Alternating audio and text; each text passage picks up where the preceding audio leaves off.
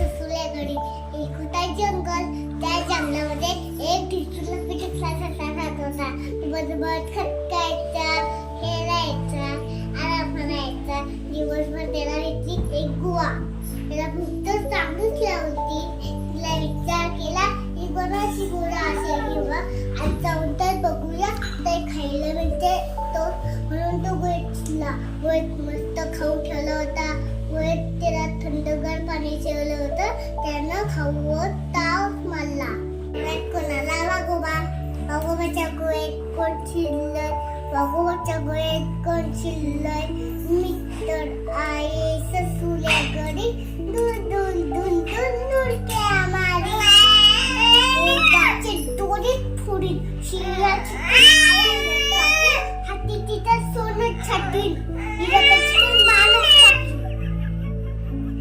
हत्ती पण घाबरला. सर्व जोगे घाबरून आले. आपण यातून काय शिकतो? आपल्यावर किती संकट आला